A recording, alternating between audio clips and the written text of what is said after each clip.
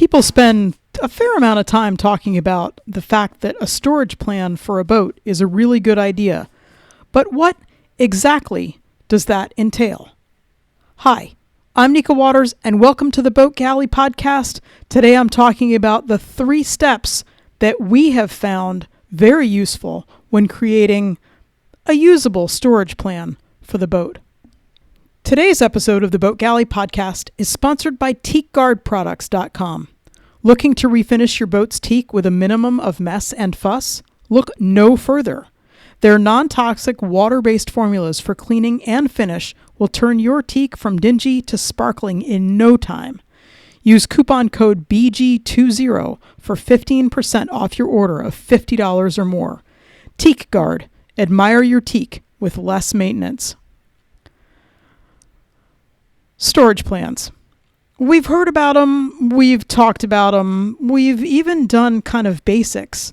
And on Calypso, as a 28-foot boat, I've always thought that just having the idea of, I know that these general things are in this general locker, that was good enough.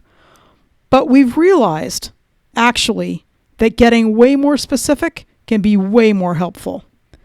Because general categories are very, very helpful to know if you buy a can of tomatoes, it's going to go in where the canned goods go.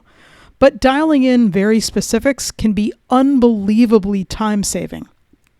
That idea of knowing that any canned goods are going to be in the starboard aft settee locker, but it really gets into details if I know that I've got 4 cans of diced tomatoes and 2 of crushed and 1 of stewed. And actually, when we're talking tools, it's even better because knowing that tools are in one of these 2 lockers, that's not remotely as helpful as knowing that the screwdrivers are in the quarter berth aft end and then the drill bits for the electric drill are on the port side aft settee locker. It's a difference between ripping lots of different things apart, even if it's just in that one area, and being able to go very specifically, very purposefully, directly to where that particular item is. So as we've gotten almost everything back off of Calypso for the winter work that we're doing this winter, it's a perfect time to make up both a detailed storage plan and to inventory it all. And the way that we do it on Calypso, it's a 3-part process, which sounds crazy, but actually I think it works pretty well. So step 1 is to make up a storage plan that represents every single storage space you have on board. Obviously, this is easier to do if you've just moved onto the boat or you've just bought the boat or you've taken everything off and you can identify actually every single storage space that you have, because I would imagine there probably are more spaces than you even think about off the top of your head. So we've got a Google drawing and we had just a basic hull outline with some basics of the boat on it that we found on the Sam Morse website. I'm sure that for your boat, there's the same sort of thing exists. If not, you can probably create something very rudimentary, obviously, but you can create that for yourself. Step 1 would be to get a detailed storage plan just of all the different storage areas that you have on board. Step 2 is to assign general categories. And this is actually helpful because one of the things that you want to do when you're thinking about a storage plan for the boat is to think about the overall balance of weight and what goes where. So if you have your batteries and your stove and your anchor chain all on one side of the boat, that's probably not maybe where you want to think about putting every single bit of your canned goods, and then on the port side or the other side of the boat is where you happen to have just all your paper goods. Your boat will wind up listing to starboard if you do that. So thinking about weight distribution and how that will affect your sailing performance or your moving performance through the water if you're a powerboat, remembering that keeping things roughly on an even keel, no pun intended, can actually be super helpful for ease of movement and efficiency of sailing and efficiency of travel.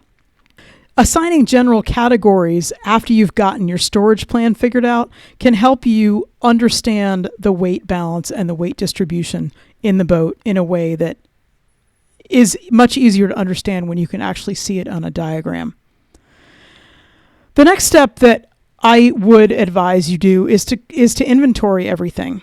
And I've actually been using an app that's on the phone. It's called ShipStores, ShipStores, and it's available for both Apple and Android. I love this app, and it's one that I've found to be very useful, actually, as I go through and add things to it. It does take a little bit of setup because you create each one of your boat storage locations, and then you're going to add in the goods that go in there. One of the things that I really like about this is that the search function is super robust. So you start typing in even 2 or 3 letters into the search bar, and it dynamically updates what categories and what locations you have things available in. What I love about the search function is that when I dial into what specific item of food particularly I'm talking about, I can see that it's in more than one location. So I've got 2 in one area and 3 in another area. This will also come in handy when we're talking about boat spares, because knowing that we've got one water pump in one spot and then another water pump in another one just is very helpful as we are going through and looking to find things if we're in need of replacing something super quickly. Of course, keeping inventory and making sure that it's up to date, it's only as good as I am with keeping it updated, and that is definitely something that I have to work on. As we're living in a house this winter, working on the boat with all of the pieces of the boat, and actually all the pieces of both boats kind of off and in different places around the house, is we've actually set up boxes on the screened-in porch where we've got labels as to what will go in what particular storage areas.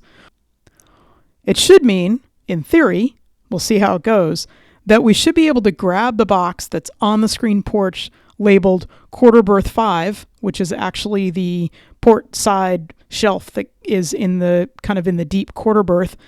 We should be able to take that box, walk it right to the boat, and put it straight into the area where it's going to go. We'll see how that goes.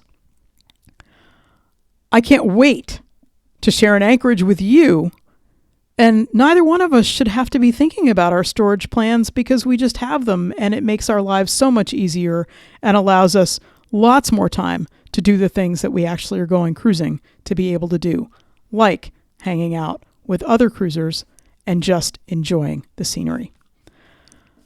Thank you so much for listening to the Boat Galley podcast. We love hearing from our listeners. We love it when you share us with your friends. We love it when you don't forget to subscribe in your favorite podcast app. Have the most wonderful, wonderful week.